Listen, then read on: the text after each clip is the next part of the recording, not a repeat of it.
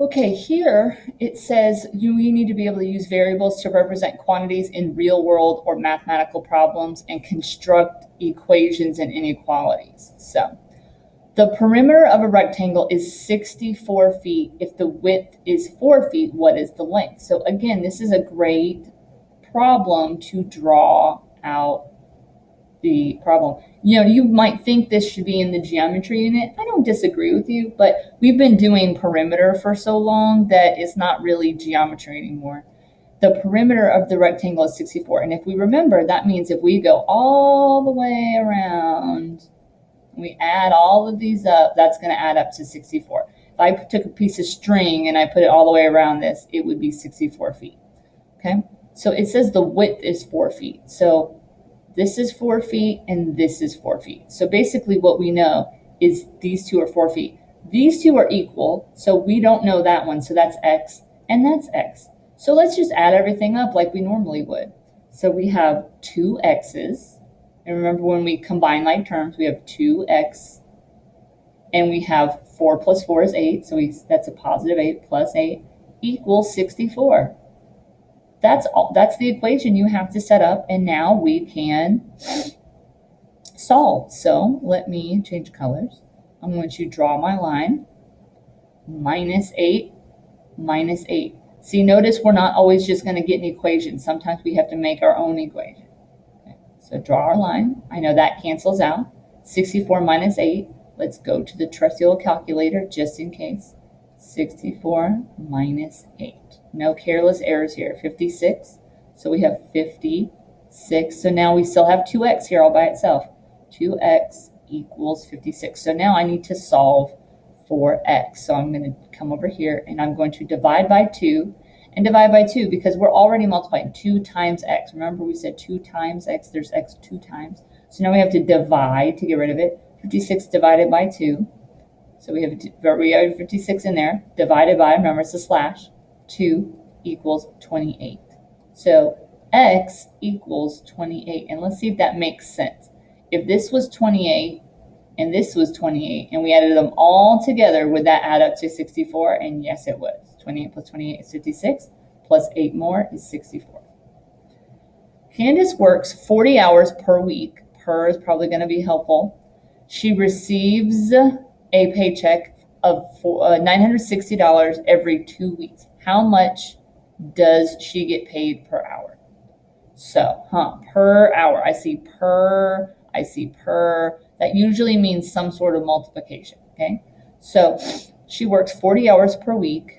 So she works 40 hours, and we want to know how much she gets paid per hour. So 40 hours times some amount. I don't know how much she makes per hour, okay?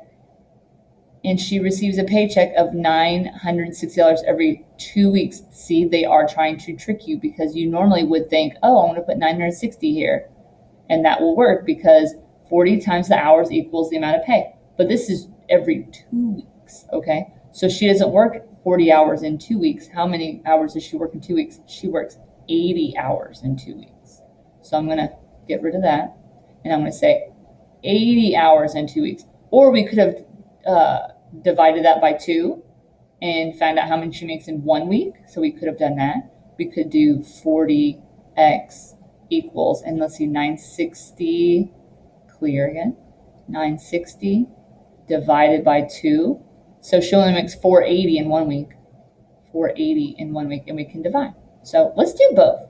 I'm going to divide by 40, and I'm going to divide by 40. So 480 divided by 40 equals $12. So x equals 12. She makes $12 an hour. Let's come up here and do the same thing.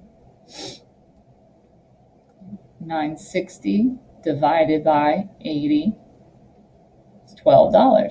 Now, I know what a lot of you are going to do is 960 divided by 40 because you're not paying attention to that every 2 weeks. That answer would probably be on the milestones test. So be very careful to see if it makes sense in your problem that, $12 an hour isn't a reasonable amount to make per hour. You're making very much more than that. You're probably getting paid salary, so you're probably not going to be working per hour. Larry needs to buy 5 books at the same price. After he uses a $30 gift card, he can spend no more than $50.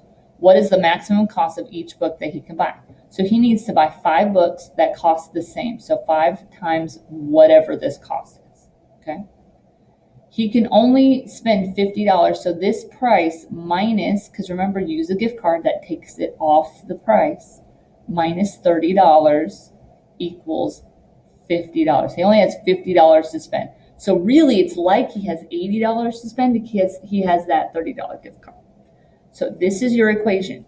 5 books times, I don't know how much they can cost, a $30 gift card, subtraction, equals $50. That's what I can buy. Now, I put an equal sign here. It says no more than. So really, what I should have put here isn't an equal sign. I should have put that this can be no more, like it has to be less than or equal to $50. Okay. So this changes nothing. It could be an equal sign. It could be a smiley face. It doesn't matter. This changes nothing. I still solve it the same way. Draw my line. I'm going to say plus 30. Cross it out. Plus 30. Okay. Draw my line. That's $80. 50 plus 30. Now I have 5x. I'm just going to say equals because it doesn't matter. Divided by 5. Divided by 5. And 80 divided by 5 equals 16. So X can be no more than $16. You can't buy a book for $17. You could buy a book for $15 or $14 or $13, but you could not buy a book for more than $16. Lola wants to purchase a pair of shoes for $20. She also wants some socks that cost $4.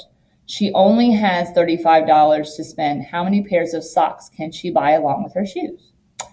So she is buying those shoes and they cost $20. What a deal. And she wants to buy socks that cost $4 a piece, but she wants to spend all of her $35 apparently. So she doesn't know how many she can get, but she knows they're $4 each. Anytime you see this word each, that's going to help you know that you have to multiply 4 times X. Okay? She only has $35 to spend. How many pairs of socks can she buy along with the shoes? Meaning that cannot be any more than $35. Okay, she could spend $34 or $33, but she can't spend $36 or $37 or $38. So same thing, I'm going to subtract 20. It does not matter that the 20 is in the front. Subtract 20. Okay, that crosses out. I draw my line. So I have $15 left to spend, basically, after my shoes. So how many pairs of shoes can I get? Well, let's divide by 4. Divide by 4. 15 divided by 4. Well, 16 divided by 4 would be 4 equal, but I don't have 16. Now I have 15. So that'd be 3 point, let's see, 15 divided by 4 equals 3.75. So it's 3.75. So since I can't buy part of a pair of socks, this is what I can get. I can get 3 pairs of socks. I can't get 4. That's too expensive. I can only get 3. So X is less than or equal to 3 pairs of socks. I can get 3 or 2 or 1 or none, but I can't get 4.